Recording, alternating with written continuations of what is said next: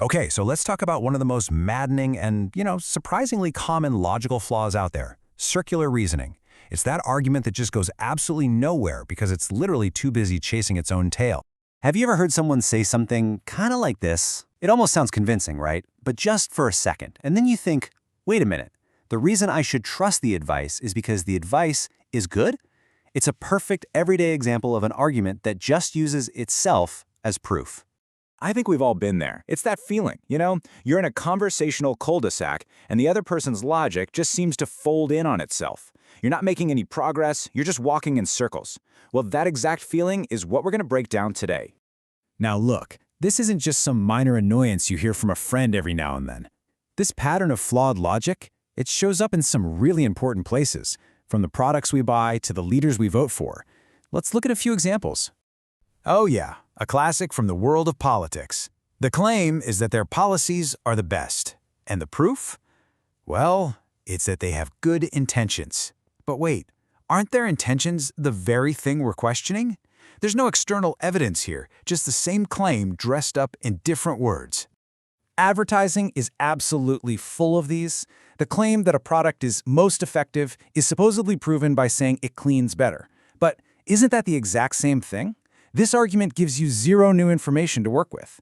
And here's where it can get really serious. In a courtroom, an argument like this is just, well, it's fundamentally broken. It assumes the conclusion that the client is innocent and then uses that assumption as the reason for his innocence. It completely sidesteps the whole need for actual evidence. All right, so we've seen this pattern pop up in politics, in ads, and even in the law. Now let's actually put a name to this thing, because once you can name it, you can start to dismantle it. And here it is. This is the core idea.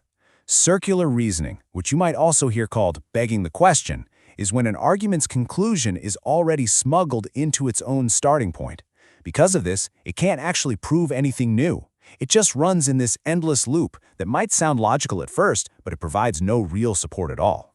So, here's what you want to look for. These are the big red flags. Is the argument just referring to itself? Does it bring in any outside proof? Data, facts, and expert opinion. If the answer is no, and it just feels like it's going around and around, you're almost definitely dealing with circular reasoning. Okay, so we know what it is and we know where it hides. But what do we do about it? How do we actually break out of that frustrating loop?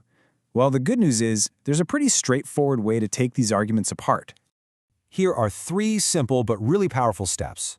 First, just separate the premise, the reason, from the conclusion. You'll often find they're just the same idea in a different sentence. Second, and this is the big one, ask, where's the external proof? Is there anything outside the statement itself that backs it up?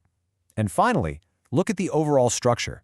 Does the argument actually move forward, or does it just lead you right back to where you started?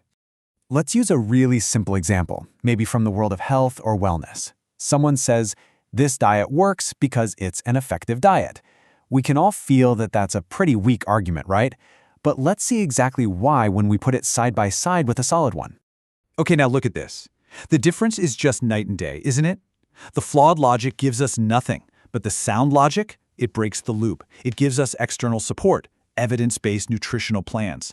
That's a reason that we can actually go and check. It's something outside of the claim itself. And that, right there, is your escape hatch from the circle.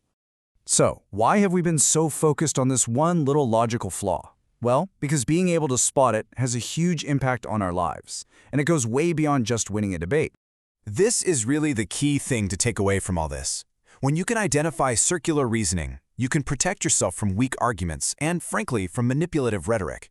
It forces us and the people we're talking with to bring real evidence to the table. And that leads to more rational discussions and, ultimately, way better decisions in our lives. You see, when you can calmly point out that an argument is just chasing its own tail, you actually elevate the whole conversation. You learn to stop being swayed by claims that sound good but have absolutely no substance. And you start to encourage yourself and everyone around you to think more critically and back things up with real-world proof. So, I'll just leave you with this question.